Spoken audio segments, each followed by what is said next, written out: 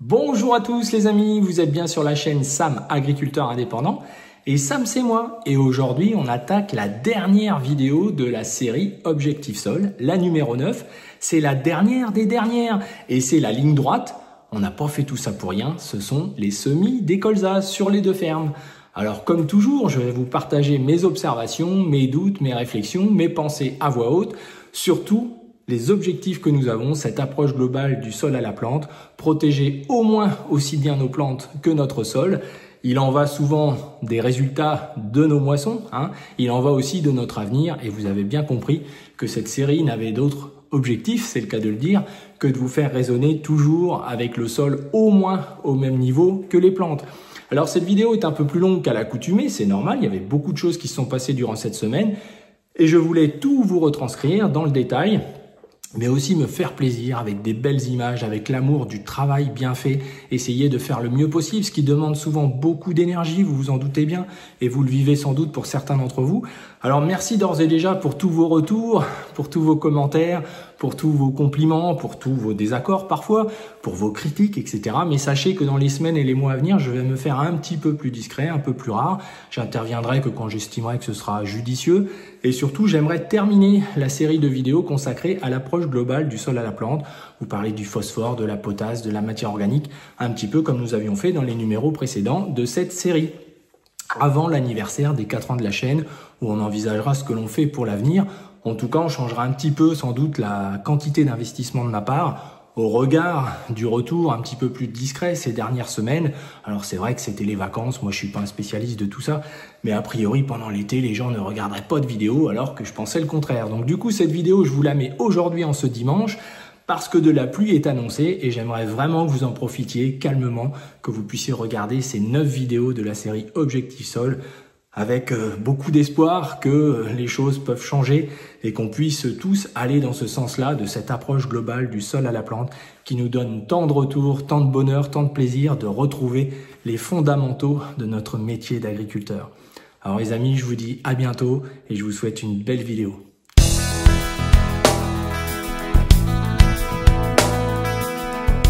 Bon bah dimanche après-midi, 24 août, donc comme prévu, il est 14 h, un petit peu plus. J'ai attelé les outils, donc la trémie avant, le semoir à maïs, le pulvé attend son cheval, qui pour l'instant a l'attelage à l'avant pour charger les big bags. Donc on monte les bobines sur la trémie avant, on fait les essais de réglage pour l'engrais. La même chose pour le semoir monograine, où là il y a tout un kit colza à monter. Les disques, il est vide là pour l'instant, les disques colza, les petites grilles qui vont bien, les petites roulettes, un petit complément dans la trémie exprès pour les colza pour éviter que ça s'engorge, donc un truc qui vient combler, je vous en ai déjà parlé dans la vidéo dédiée à ce semoir là. Et puis après les essais de réglage, et là il y a du vent, donc je pense pas que je pourrais traiter ce soir une parcelle et la semer par exemple, puisque je veux traiter donc, je vous rappelle, avant de semer, donc je vais faire ça demain matin, il n'y a rien de tel, à la rosée, à la fraîche. Et j'en ferai pas tout d'avant, je vais garder la dernière parcelle parce que j'ai 38 hectares à semer. Donc je vais pas tout faire demain dans la journée. Donc ça me pousserait trop, c'est pas sûr que j'y arrive. Donc on va faire ça tranquillement. Puis si tout va bien, mardi midi, on aura terminé ici pour basculer sur l'autre ferme. Et s'il pleut pas, là-bas, je n'ai pas à fissurer. Je vais juste passer un coup d'outil à disque. Donc je redécroche tout ça, etc. Je m'en vais là-bas. J'emmène le pulvé là-bas, je reviens. Enfin bon, bref, les allers-retours habituels. Ça va s'arranger, voilà. Donc là, c'est petit mécano. Je vais faire ça tranquillement, que mes réglages soient impeccables.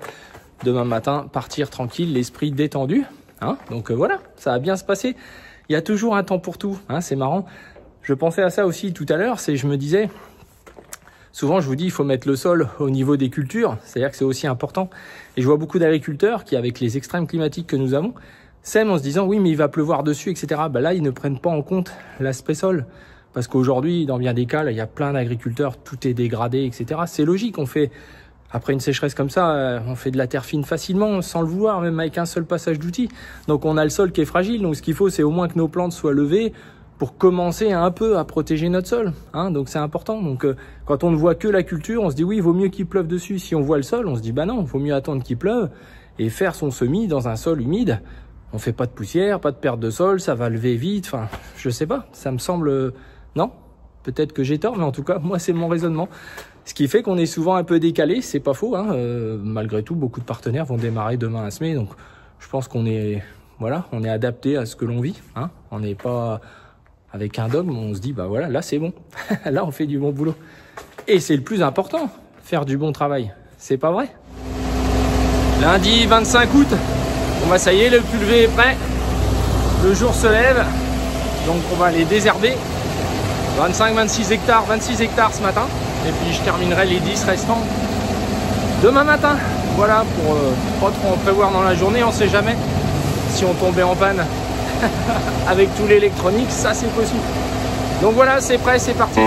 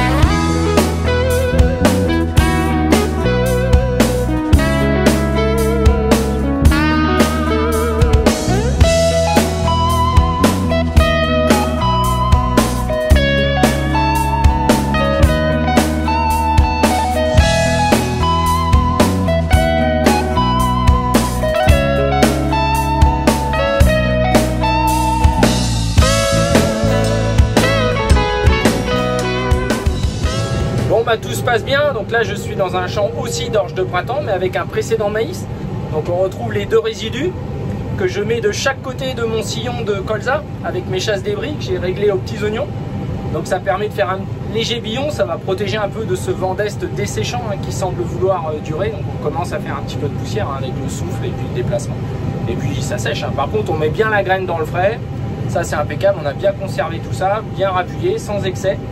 Et voilà, donc j'ai bien fait de faire ce choix-là par rapport aux conditions climatiques. Donc ce soir, je devrais avoir fait une trentaine d'hectares. Il m'en restera à peine une dizaine demain matin. J'espère ne pas avoir de vent demain matin pour traiter. Parce qu'après, les jours d'après, j'aurai du mal, je pense, à faire mon traitement de près. Donc après, je bascule demain après-midi sur l'autre ferme. Je vais quand même aller observer les parcelles, savoir ce que je fais. Est-ce que je refais un passage d'outils à disque pour juste affiner un petit peu, mélanger la paille au-dessus, etc. Désherber un petit peu sans doute hein, pour éviter le glyphosate parce que sur pas mal de parcelles j'ai pu m'en passer hein, donc c'est important ce petit timing là cette année, ça s'est pas trop mal passé à part où là j'ai fait restituer par le glyphosate l'eau au sol hein, de mes fameuses repousses, vous vous rappelez.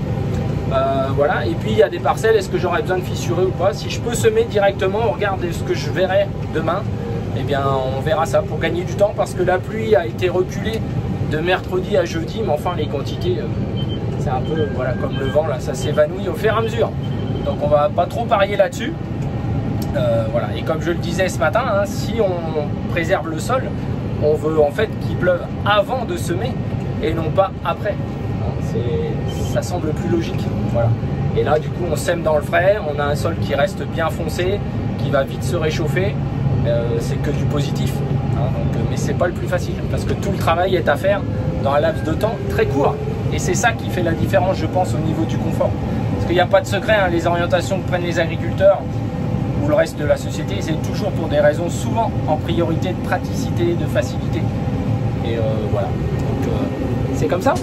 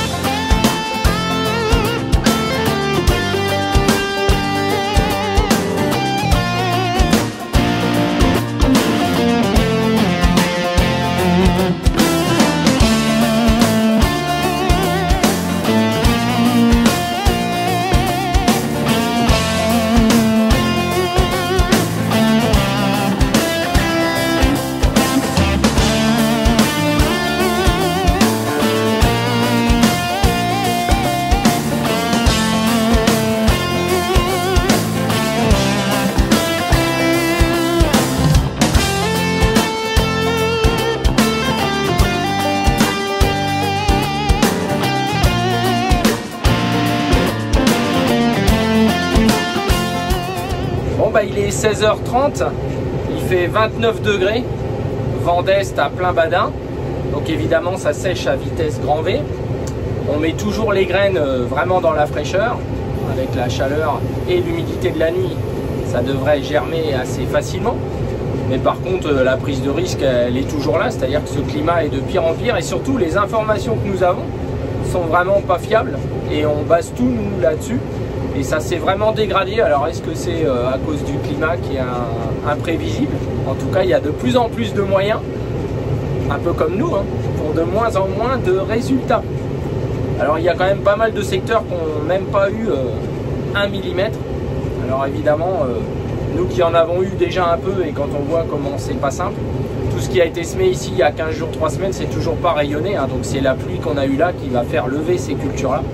Donc finalement, on en est tous au même point en ayant essayé tout ce qu'on pouvait. Et là, je commence aussi à faire de la poussière. Alors, pas la même qu'avec une tourniquette, mais quand même, j'aime pas ça.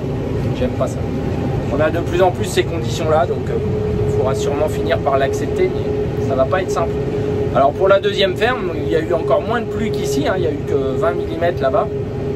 Je ne sais vraiment pas ce que je vais faire. C'est en me rendant sur place que j'envisagerai. Et puis la pluie annoncée mercredi s'est volatilisée, retour à jeudi peut-être. Enfin bref, il faut y croire, hein. C'est comme beaucoup de choses. Voilà les amis, alors on continue. Et puis ah oui, j'ai une petite panne aussi sur un moteur électrique. Ah bah ça devait arriver. Moteur électrique de micro-granulateur. Donc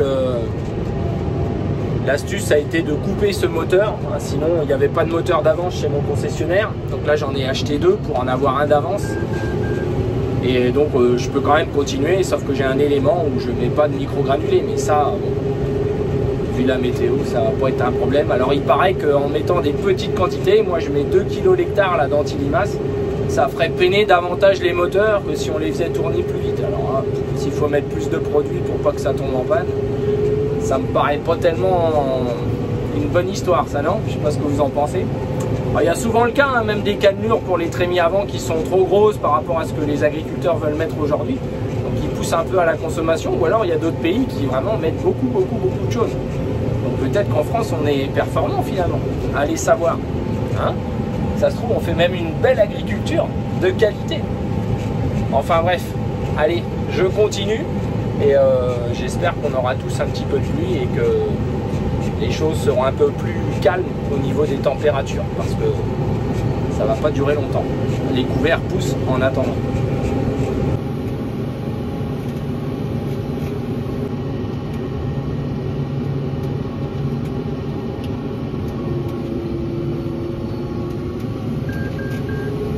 Bon ben mardi 26 août, il est 6h30.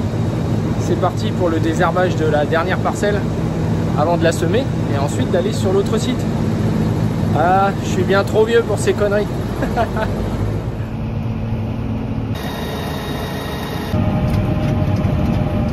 Bon bah il va y avoir un petit changement parce que je me rends compte ce matin en intervenant pour traiter que le champ n'est pas complètement d'aplomb. J'ai voulu faire ça avant la pluie, donc évidemment ça s'arrangeait moins bien qu'après la pluie pour gagner du temps encore une fois. Et finalement j'avais prévu aussi de semer avec mon outil à dents, donc je devais arranger tout ça, remélanger un petit peu la paille car il y a vraiment beaucoup de paille. Et donc ça me convient pas, donc je pense que je vais enterrer le produit avec mon outil à disque. Ça va bien raffermir tout ça. Je vais faire un léger biais pour bien reniveler tout ça, remélanger la paille pour venir avec mon semoir monograine qui lui va juste semer. Là ça pourrait le faire, mais entre les rangs ça va vraiment être trop grossier, ça va handicaper mes futurs désherbages. Donc il faut être voilà, lucide et pragmatique. Bon, ça me fait chier. Voilà, pour être franc, lucide et pragmatique, c'est chiant. Voilà, mais bon, on va faire comme ça et ça va bien se passer. Bon, il était temps que je termine, puisque là, je sens la petite brise en train de se lever. Alors oui, en fait, c'est un petit peu grossier, hein. Je pensais repasser avec mon semoir à dents au départ. Donc j'avais accepté ça pour gagner un petit peu de temps. Alors, on retrouve les belles petites mottes perforées là. Et le problème c'est qu'il y a un fort volume de paille. Donc déjà le désherbage va moins bien marcher hein, que dans les autres parcelles. Ça faisait pas du tout le même travail. Là c'est plus chaotique forcément. C'était un petit peu plus sec en dessous. Les repousses avaient bien fait leur travail. Donc je pense que ce sera salvateur et puis c'est pas le temps que ça va me prendre. Il y a 10 hectares là avec mon outil de 6 mètres et après je l'utilise de toute façon pour aller sur l'autre ferme. Donc là je vais en profiter que je suis accroché avec mon rail et tout ça pour charger les 2 big bags que j'ai besoin d'engrais pour semer tout à l'heure. Et puis on décroche le pulvé et on attaque à passer ça. Et je pense qu'après ça va être un beau petit travail et on gardera mieux la fraîcheur parce qu'il y a quand même pas mal de mottes. Sorti le bronzage agricole, la classe ce matin à 7 h. Elle est pas belle la vie? Ah si, elle est belle. Bon bah ça fait un excellent travail. On a toujours bien la fraîcheur, on l'a conservé forcément puisqu'il a plu sur le travail. Mais c'est vrai que j'ai pas forcément gagné du temps puisque ce que je faisais était moyen. Mais vu l'ampleur de la surface à faire, 80 hectares tout seul, j'ai voulu démarrer un petit peu parce que ne sachant pas s'il allait pleuvoir, pas pleuvoir. Donc je vais mettre un cran de moins, j'ai pas besoin de travailler aussi creux. Hein, c'est juste pour affiner un petit peu, replomber les quelques mottes et puis que mon semoir monograine fasse bien son travail. Voilà. Puis garder la fraîcheur, très important parce que pleuvra pas, c'est toute l'aventure.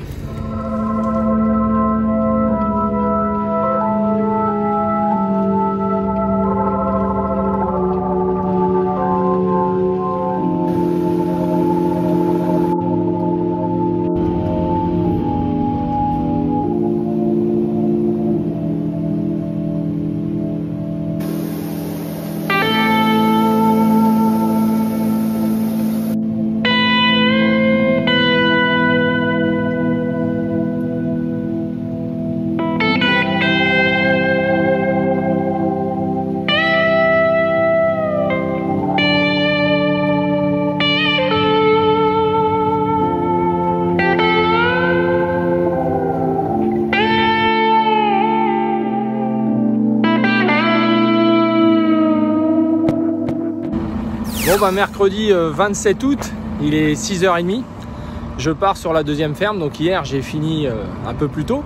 On a emmené le semoir là-bas, il est prêt, rempli, etc. Et là aujourd'hui je vais attaquer donc toutes ces parcelles là, donc il y a 35 hectares en gros à faire, qui ont été aussi amendées hein, avec du calcaire. Il y a eu un seul passage de déchômage où on a gardé des points naturels, hein, tous les 27-28 cm. Donc là j'espère voilà, juste faire un lit de semences, parce que j'avais travaillé un petit peu plus profondément qu'un simple déchômage, donc on va dire une micro-fissuration avec des points de droite.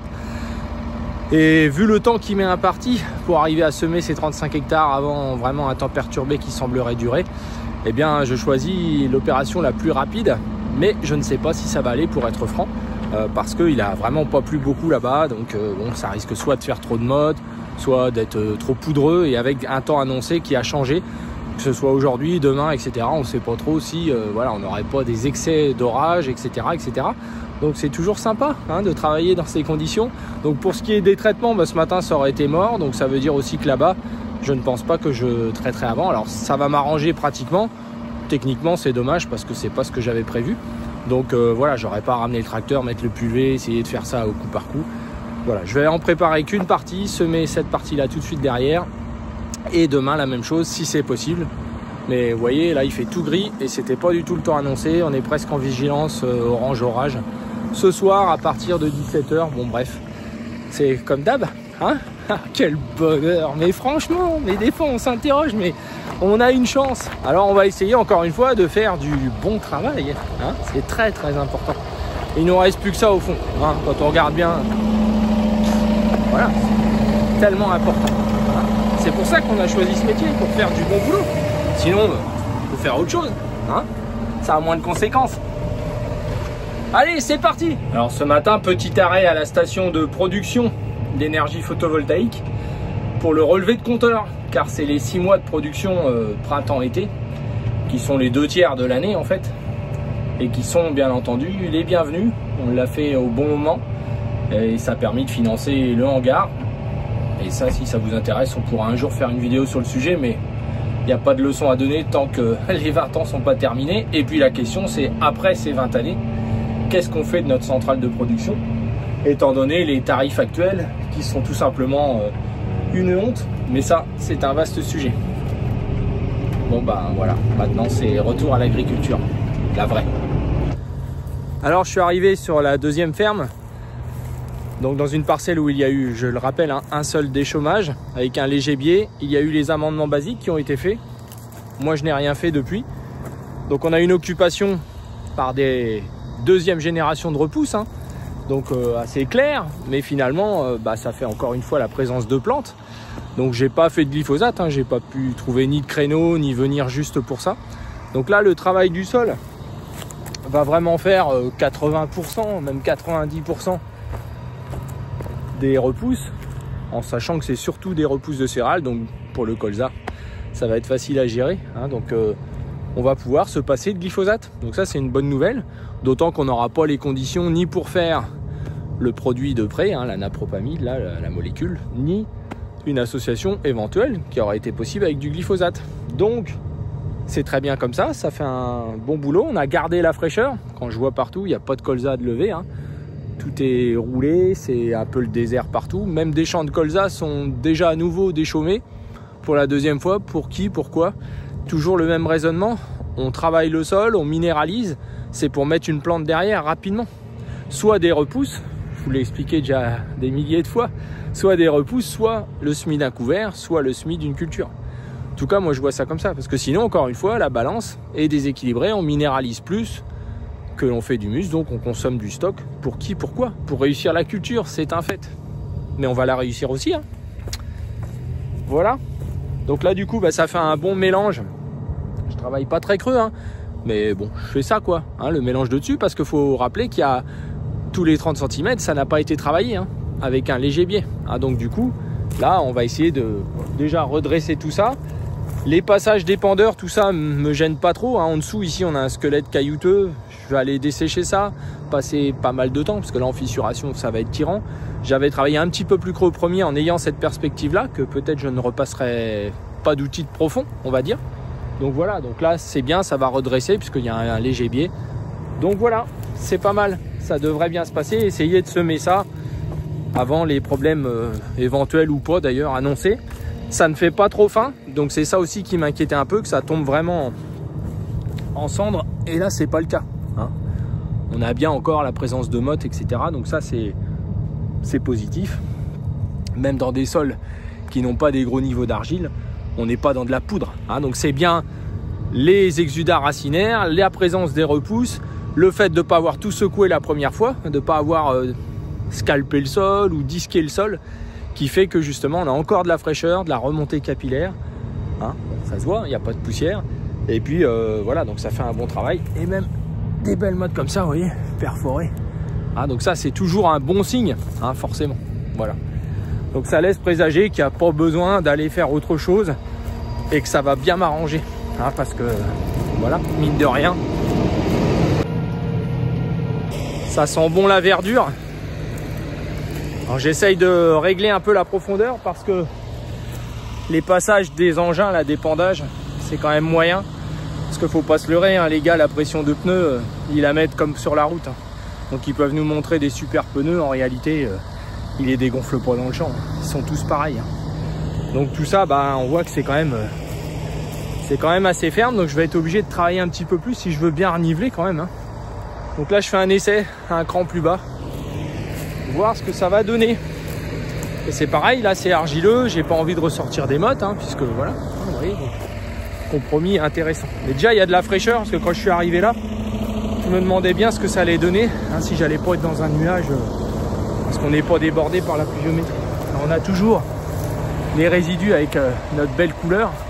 Ça aussi, hein, je vous invite vraiment à regarder, hein. Ça paraît un détail, mais j'expliquerai davantage cet automne ce qui se passe, notamment dans l'approche globale du sol à la plante, quand on reparlera de la matière organique, parce que c'est une des voies négatives lorsque ça se transforme en noircissement.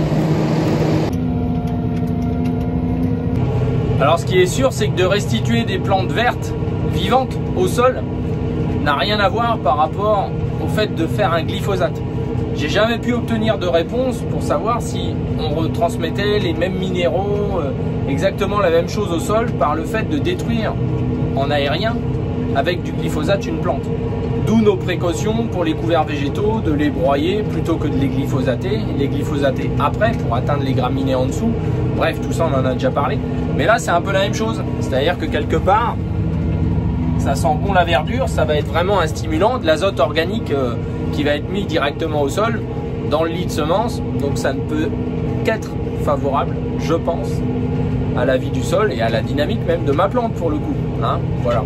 Donc autant le glyphosate va restituer l'eau au sol, ça on l'a observé. Si on fait pas de glyphosate sur des repousses de colza, par exemple, on les travaille directement. Et à côté on fait un glyphosate et on attend que la plante soit morte et on intervient, il n'y a pas photo, ça n'a rien à voir. Donc là c'est pas le cas, je vais pas restituer l'eau au sol. En partie un petit peu avec les feuilles etc. Mais ça va être utilisé surtout par les animaux du sol. Donc je pense que c'est différent. Voilà. Si quelqu'un a la réponse, je suis preneur. Hein. Alors, jeudi 28 août, il est 7 h du matin. Je suis sur la deuxième ferme. C'est super calme ce matin. Ça, c'est top. Hein. Donc aujourd'hui, si tout va bien, je dois terminer les semis de colza ici. Je dis bien si tout va bien. Donc j'ai 18 hectares à faire. Voilà, donc là j'ai un champ qui est prêt, donc de presque 6 hectares. Puis après j'ai les deux autres à préparer, puis ensuite aller semer. Donc là je vais aller semer tout de suite celui-là, car vers 11 h il devrait tomber 2 mm peut-être. Au moins ce sera semé, en bonne condition. Et voilà, donc je suis super content parce que la terre s'arrange extrêmement bien, dans le sens où j'ai de la fraîcheur. J'ai des belles petites mottes avec des beaux duvets. J'ai un sol qui semble... voilà, bien solide, bien tout ça, qui devrait, quoi qu'il se passe, faire lever mes colzas, comme les couverts végétaux, qui sont tous levés. Hein, donc, il y a eu de la pluie, mais ils étaient levés avant, on regarde leur stade. À la maison, ils poussent de jour en jour, donc chaque nuit, on se lève le matin, ça y est, on voit plus la paille, ils sont déjà bien développés, donc ça, c'est cool. Donc, tout se passe bien, avec beaucoup d'efforts, forcément, mais ça fait partie du métier et c'est bien cool. Donc, c'est parti, hein, parce qu'il ne faut pas perdre de temps. Donc là, je suis dans une autre parcelle, donc d'orge de printemps derrière maïs aussi. Et là, vous avez tout le bien fondé de l'intérêt de passer là-dedans en premier, toujours. Donc il y a eu un amendement basique derrière. Donc on a laissé des points naturels, hein, toujours pareil, espacés, où la fraîcheur est restée. On a fait remonter par capillarité l'humidité, par la consolidation et ce travail vertical. Et donc aujourd'hui, on revient juste faire un lit de semences. On aurait pu revenir réparer, fissurer si on l'avait souhaité, si c'était nécessaire. Donc c'est vraiment important. Si on avait passé le coup de disque, le sol serait desséché. Là, on a un monsieur derrière moi là qui est en train de passer un deuxième passage de disque sur des champs de colza. Donc honnêtement, aujourd'hui, c'est de l'énergie dépensée pour rien. Il ne fait toujours pas de remontée capillaire. Ses repousses de colza, il n'en finit pas. Hein. Dans 8 jours, on reviendra, ce sera à peine désherbé. Évidemment, il fait de la poussière, etc. Mais ça peut s'expliquer. On est quand même un peu en sécheresse. Mais l'intérêt, voilà, de la dent en premier, verticale, pas trop large, enfin bref, je vous refais pas le laïus, mais c'est vraiment cette remontée capillaire pour que la vie du sol puisse fonctionner. Sans humidité, pas de vie de sol. Donc tous ces coups de casquette là qu'on passe à 12 à l'heure, ça donne le sens, ou 15 à l'heure, 20 à l'heure, ça donne l'impression d'avancer dans son travail, mais c'est nul en fait, ça sert à rien. Il y a une économie de temps, de gasoil, de ferraille énorme à faire. Il y a un moment donné, il faut le faire, ce travail vertical, parce que c'est quelque chose de positif, surtout si on casse pas l'architecture naturelle. Voilà. Là, il y a un billonnage, donc qui va me permettre, juste avec mon semoir monograine, de nettoyer et on conserve, donc on n'exagère pas. Ici, il y a peu d'argile, hein, c'est un sol extrêmement limoneux, très fragile, qui tombe tout de suite en cendre. Donc si j'avais passé un coup de 10, je serais revenu, déjà ce serait sec et je referais encore bien trop de terre fine. Voilà. Et en plus, on a eu malheureusement par le timing, j'aurais fait le travail dedans après le passage d'amendement basique. Hein, mais si vous vous rappelez, voilà, bon, ça c'est un autre sujet, mais voilà, au moins c'est fait. Voilà, donc il n'y a plus qu'à. Et puis après, je reviendrai semer. Donc là, je fais les 15 hectares qui restent en préparation de sol. Voilà, qui va mélanger l'amendement basique, désherber en même temps, et tout ça sans glypho. Et ça, c'est cool. Mais bon, il n'y a pas de salissement excessif non plus, puisqu'on avait désherbé, enfin on avait déchaumé, pardon, assez tardivement. Hein, donc ça aussi, c'est une observation avec les années. Mais après, si on fait ça, ça raccourcit trop le planning. On ne peut pas tout faire. À un moment donné, il faut bien commencer à un moment donné. Mais on se crée un petit peu de travail ou un usage de chimique. On peut encore améliorer ça. Alors évidemment, on serait deux, tout changerait. Hein, voilà, c'est ce qui se passe. Les structures grossissant, on voit qu'on peut en faire bien plus. Organisation et choix des passages au minimum. Faire le maximum avec le minimum. Sacré challenge. Et j'ai oublié de vous dire, dans ce cas-là, il n'y a pas de lissage par le disque. Hein, comme toujours, ça je vous l'ai expliqué, je vous mets des vidéos en lien. À chaque travaux, printemps, automne, je vous l'explique, mais la répétition, je pense que c'est important. C'est pas la même chose qu'un passage directement de disque en conditions sèches, surtout des petits disques, pas crénelés, enfin bon, tout ce qui contribue. Observez-le, plantez un jalon, mettez une bêche. Là, ce sera pas le cas. Hein, parce qu'il y a eu déjà un travail, les repousses ont repris un peu le relais, etc. Et on fait juste un mélange du dessus en travaillant les zones qui n'ont pas été travaillées, hein, juste sur ça d'épais, donc pour faire un lit de semence. Mais on garde toujours en dessous ce lit de semence les zones non travaillées. Hein, mais pour ça, il faut avoir confiance en son sol. Si on pense qu'il faut toujours tout secouer pour que ça fonctionne, ben oui, pour faire les cultures. Hein, mais pas si on les met au même niveau, sol et culture ensemble. Voilà. Allez, j'arrête mon baratin, au boulot.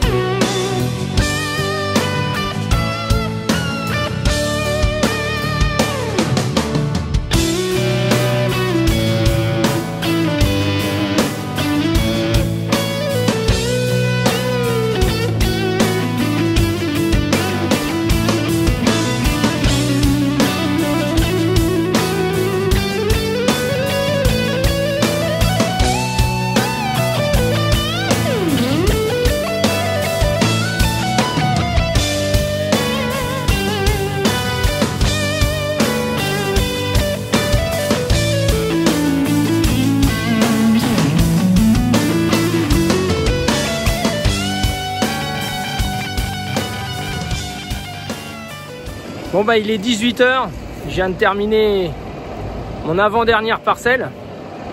Donc il me reste 3,5 hectares à faire. Donc si tout va bien, je devrais terminer ce soir. Et surtout, du bon travail. Même s'il pleut pas, ça lèvera, c'est dans le frais. Donc j'avoue que je suis un peu usé. Je suis même tellement tendu que j'ai mon épaule qui est bloquée. Donc la fin de journée va être difficile. Faut pas vieillir. Hein. Bon bah allez, c'est parti. Ça y est, c'est la dernière passée des Colza 2025 et je suis pas mécontent hein, parce que voilà. Donc il est 19h30 à peine et voilà, ça y est, j'ai été au bout. Alors il va me rester juste, il m'a manqué 80 kg d'engrais, j'ai pas voulu rouvrir un sac. Donc ça fera un témoin d'observation. Voilà, bah écoutez, on va rentrer au bercail. Bon ben on est le vendredi 29 août et la pluie annoncée semble arriver. Donc là je transfère le matériel sur la ferme principale pour faire un petit nettoyage à tout ce petit monde. Demain sans doute, si la pluie s'estompe un petit peu. Donc c'est plutôt une super nouvelle, même si comme je le disais, les colzas devraient lever sans trop de problèmes. Mais c'est la nature qui a besoin de pluie et pas qu'un petit peu. En tout cas dans nos régions, donc on espère qu'il n'y aura pas de bêtises. On a eu de la chance jusque là, que ce soit même un petit peu de pluie qu'on ait eu ou autre. Donc voilà, donc c'est bien, hein, ça fait du bien tout ça. C'est bien les bonnes nouvelles.